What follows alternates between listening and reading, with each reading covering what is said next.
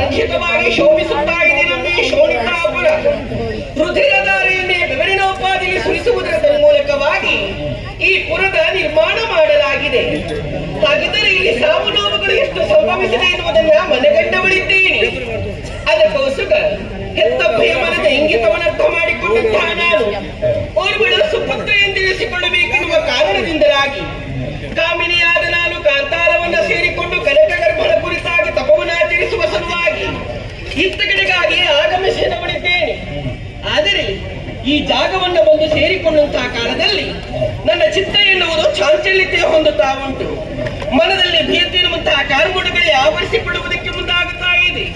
ಹಾಗಿದ್ರೆ ಇಲ್ಲೇ ಇಂಥ ಬದಲಾವಣೆಗಳಾಗುವುದಕ್ಕೆ ಕಾರಣ ಏನು? ನಾನರ್ಥ ಮಾಡಿಕೊಂಡೆ. ಅದಕ್ಕೆ ಸೌಂದರ್ಯವೇ ಮೂಲ ಕಾರಣ. ಹೇಗಿದ್ದೇನೆ ಗೊತ್ತೇ?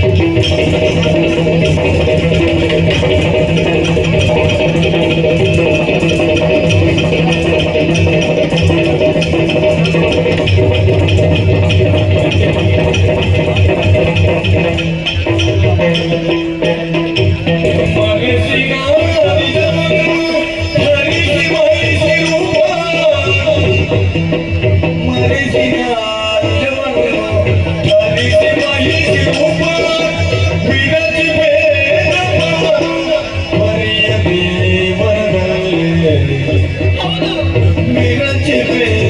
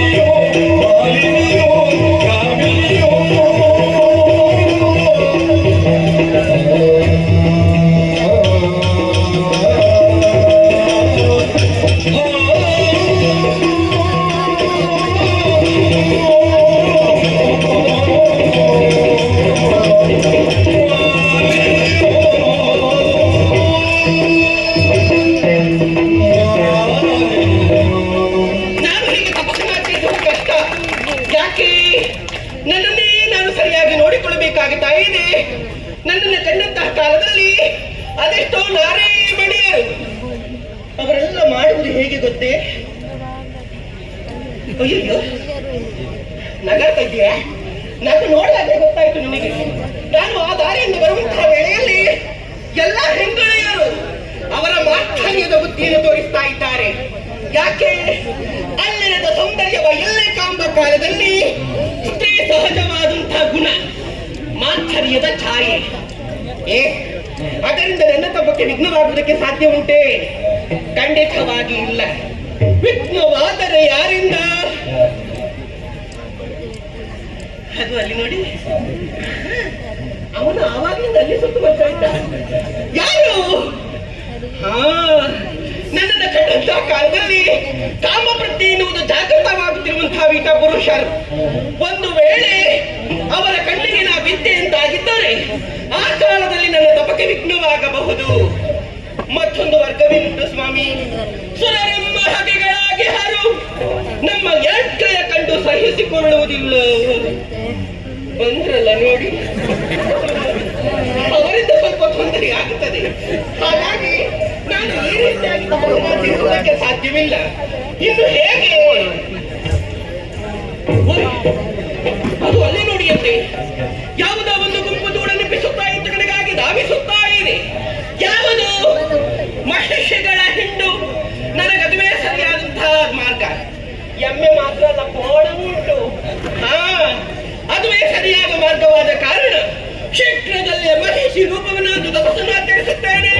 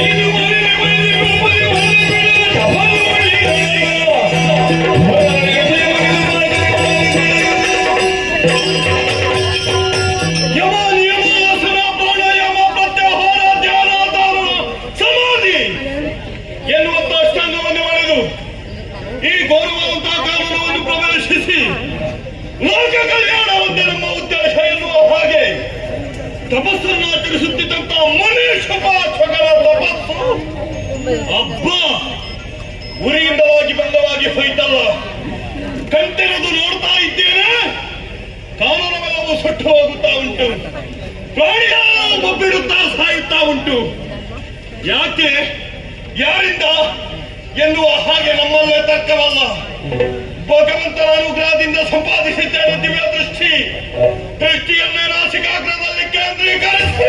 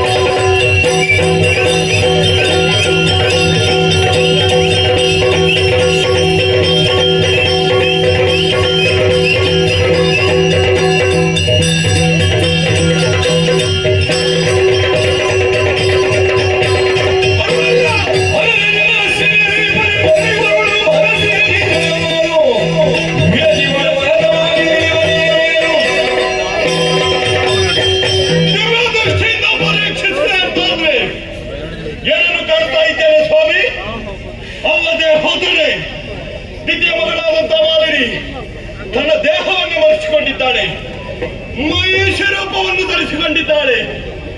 ಈ ರೀತಿಯ ತಪಸ್ಸನ್ನು ಆಚರಿಸುವುದರ ಮುಖೇನವಾಗಿ ಓರ್ವ ಪುತ್ರ ರತ್ನವನ್ನು ಪಡೆಯಬೇಕೆನ್ನುವಂತಹ ಉದ್ದೇಶವೇನು ಸಾಧುವಾದತೆ.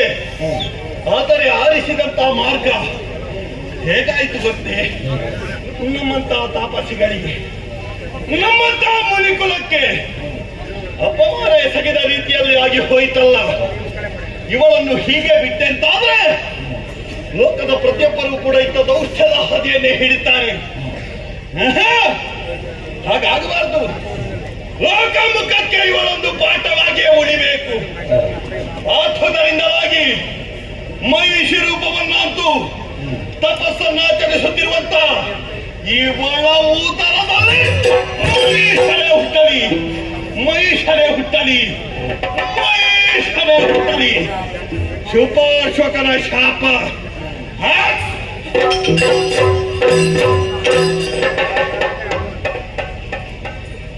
ಇವಳ ಮನದ ಎಣಿಕೆ ಏನು ಎನ್ನುವ ಹಾಗೆ ತಿಳಿಯಿತು.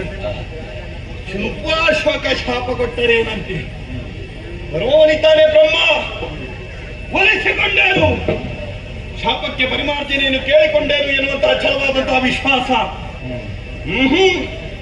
ನಿನ್ನ ಎಣಿಕೆ ಕೈಗೂಡದು ಬ್ರಹ್ಮ, ಬಿಡು.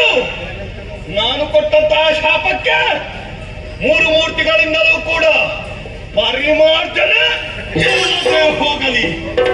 ಹಬ್ಬ ತಡೆಯುವುದಕ್ಕಾಗುವುದಿಲ್ಲ. ಸೂಕ್ತವಾದಂತಹ ತಪೋಭೂಮಿಯನ್ನರಸೆ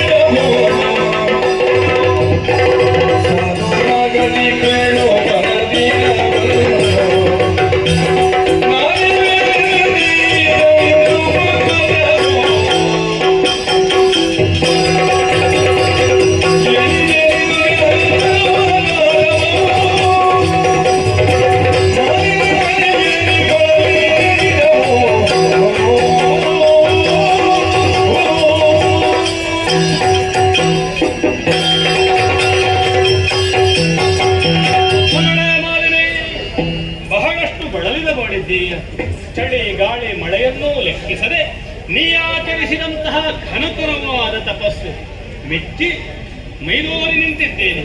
ನಿನ್ನ ಮನೋವಾಂಛೆ ನೀಡೇರಿಸಿಕೊಡ್ತೇನೆ, ಬೇಕಾದಷ್ಟು ಕೇಳಿಕೋ. ಕರುಣ ಸಾಗರ ದೇವ ಪರಮೇಷ್ಠಿಗೆ